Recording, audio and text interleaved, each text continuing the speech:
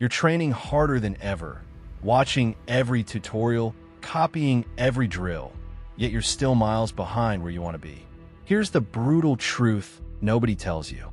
While you're doing the same training as everyone else, the players who actually make it are using a completely different system. A method so effective, it literally accelerates your progress by years, not months. What if I told you there's a way to improve so rapidly that in just 3 months, people will think you've been training with a professional coach for years? This isn't about talent. It's not about expensive equipment or perfect pitches. It's about understanding something most players never figure out. But first, let me ask you something. Have you ever wondered why some players seem to improve overnight while others plateau for years? The answer will shock you. The secret lies in something called progressive isolation training, combined with what I call pressure adaptation. Stick with me, because by the end of this video, you'll have the exact blueprint that separates amateur players from those who actually make it to the top. Let's start with the foundation that changes everything. Most players think improvement means learning more skills, doing more drills, training longer hours. They're completely wrong. The fastest improving players do the exact opposite. They focus on perfecting fewer things under increasingly difficult conditions. Here's what I mean. Take your first touch. Everyone practices receiving the ball when it's perfectly passed to them. But in a real match, the ball comes at you from crazy angles, spinning, bouncing, while you're running and a defender is breathing down your neck. That's the gap between training and reality that's killing your progress. So here's the first game changer. Start training every skill with chaos introduced from day one. When practicing your first touch, throw the ball up randomly, bounce it off walls at weird angles, have someone shout at you while you control it. Your brain needs to learn control under pressure, not just control in perfect conditions. But there's something even more important than technique. Something most players completely ignore until it's too late. Football IQ. And you can develop this faster than you think. Every single second you're on the pitch, even during the simplest drills, ask yourself these 3 questions. Where's the space?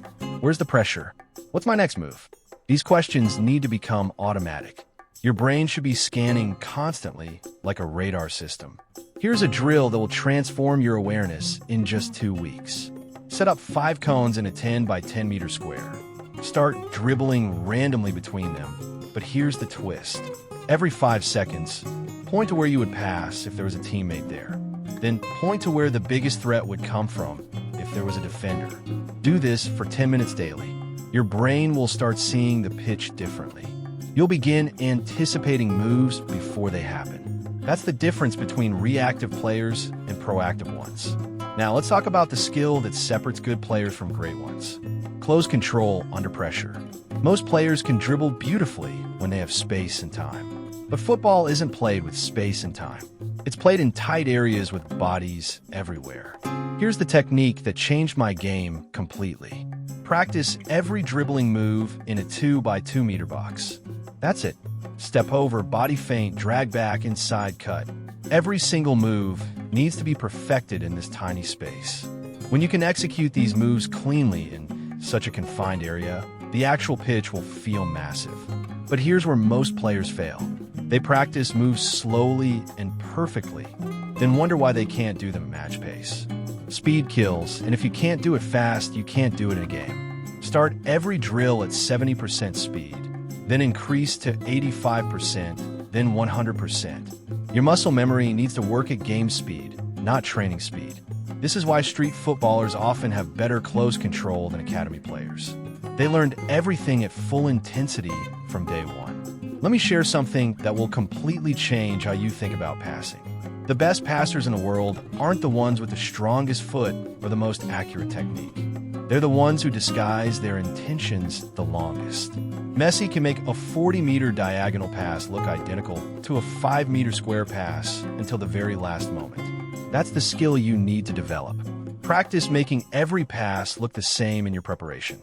Same body position, same approach, same initial movement. Only reveal your intention at the moment of contact. Here's a drill for this.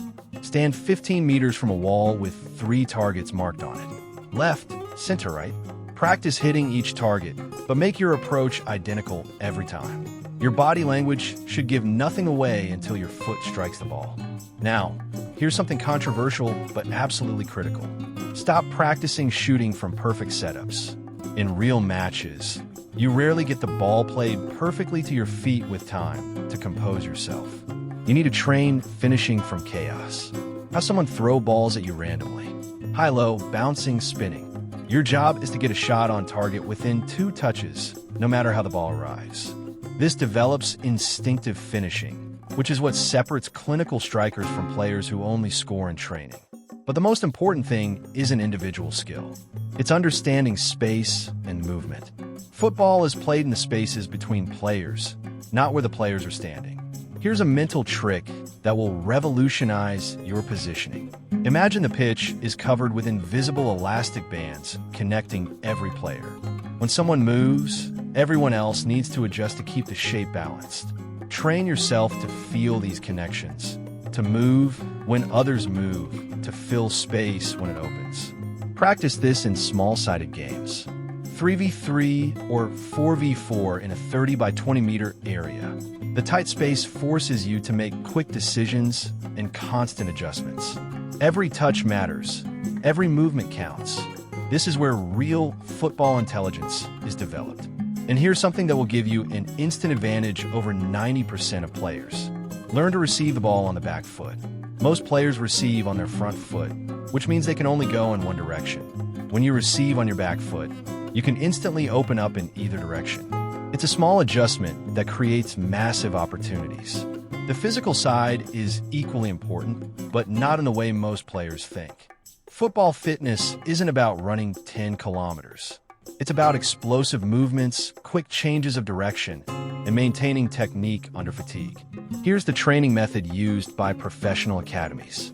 High-intensity intervals with the ball. Sprint 30 meters while dribbling, then immediately practice skills for 30 seconds, then sprint again. Your technique needs to hold up when your body is screaming. Most amateur players train skills when they're fresh, then wonder why they can't execute them in the 85th minute of a match. Your best skill work should happen when you're already tired. But here's the secret weapon that accelerates everything else. Video analysis of your own games. Record yourself playing, then watch it back like a coach would.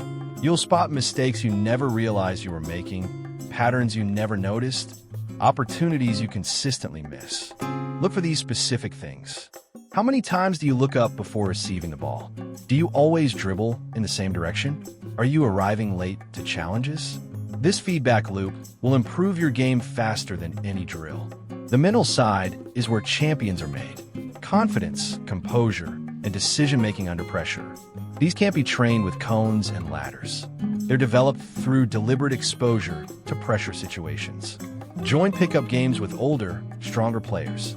Play futsal, where every mistake is punished instantly. Put yourself in uncomfortable situations regularly. Your comfort zone is your enemy if you want rapid improvement. Here's the final piece that ties everything together. Consistency beats intensity every single time. Training for 30 minutes daily will always beat training for 4 hours once a week. Your brain needs regular repetition to build lasting neural pathways. Create a simple daily routine. 10 minutes of ball mastery, 10 minutes of passing against a wall, 10 minutes of finishing practice. Every single day, no exceptions. In 3 months, the compound effect will be incredible. Remember, improvement isn't linear. You'll have breakthrough moments followed by plateaus. That's normal. The players who make it are the ones who keep training through the plateaus, knowing that the next breakthrough is coming. The difference between good players and great players isn't talent. It's the willingness to do what's uncomfortable, to train with purpose, and to never settle for good enough. You have everything you need to improve dramatically. The question is, will you actually do it? If this video helped you see football training differently, smash that subscribe button and let me know in the comments what skill you're going to focus on first. Your journey to the next level starts now.